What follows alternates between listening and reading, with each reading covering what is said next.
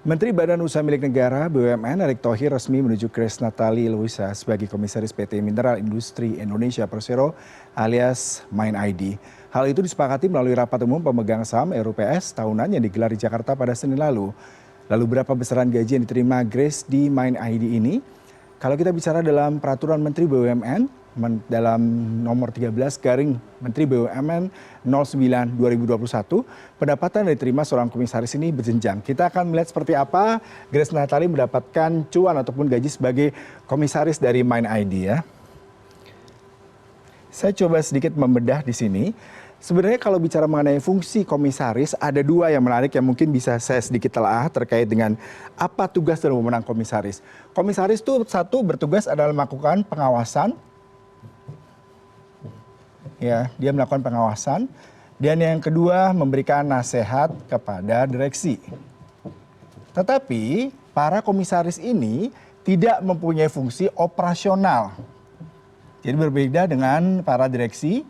Mereka mempunyai tugas operasional, misalkan setiap hari harus ngator, setiap hari harus memberikan laporan laba dan keuntungan, ataupun juga berkaitan dengan bagaimana kebijakan-kebijakan terkaitnya. Nah kalau kita lihat ini sebenarnya ya, yang menarik dari komisaris utama, ketua dewan pengawas, berdasarkan undang-undang maupun pihak swasta sendiri, mereka memberikan 45% dari gaji direktur utama, kemudian untuk wakil komisaris 42,5%, sementara anggota dewan komisaris itu dari rata-rata 90% dari komisaris utama maupun dewan komisaris. Nah kalau kita bicara mengenai dewan komisaris sendiri, yang menarik sebenarnya adalah kalau kita bicara, kita lihat sebenarnya pemberian numerasi ataupun gaji itu beberapa hal. Salah satunya terkait dengan skala usaha. Nah kalau tadi kita bicara mengenai Main ID, dalam RUPS nih ya, sedikit saya bedah sedikit di RUPS 2024, keuntungan atau laba bersih dari Main ID itu 27,5 triliun rupiah. Pada tanggal 10 bulan 6 2024 kemarin, keuntungan 27,5 triliun rupiah dari Main ID karena mereka sangat masif melakukan eksplorasi di pertambangan, misalkan di timah, nikel, dan juga batu bara. Nah, tapi yang perlu dicatat sebenarnya gaji komisaris ataupun para wakil komisaris ini tidak hanya gaji pokok yang diterima sebesar 45%, tapi mereka juga mendapatkan seperti tunjangan. Tunjangan pastinya ada tunjangan hari raya ya, atau biasa kita sebut THR, kemudian juga fasilitas kesehatan, kemudian juga bahkan perlindungan hukum bagi para komisaris. Jadi tidak cuma sekedar mendapatkan gaji sebesar 45% dari gaji utama seorang direktur perusahaan Main ID ataupun BUMN lain. Selanjutnya kita lihat berapa sebenarnya gaji dari seorang direktur dari Main ID.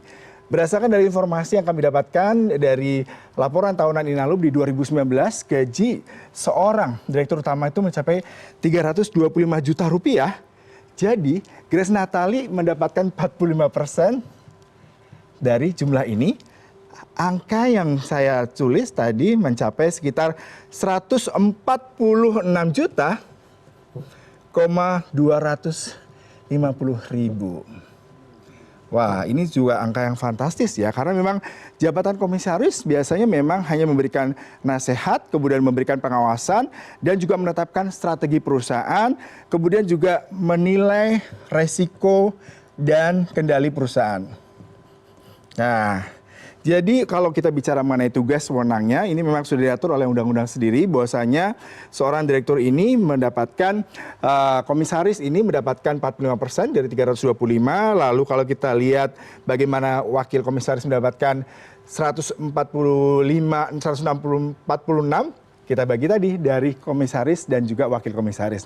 Nah ini adalah angka-angka yang memang akan didapatkan oleh Grace Natali apabila dia memang menjabat sebagai komisaris di Main ID, dan diharapkan dengan adanya masuknya seorang tokoh politis juga memberikan kontribusi yang baik terhadap kinerja dari perusahaan-perusahaan BUMN negara, terutama Main ID yang keuntungannya tadi mencapai 27,5 triliun di tahun 2023 dalam eksplorasi timah, tembaga, dan juga nikel serta batu bara di tanah air.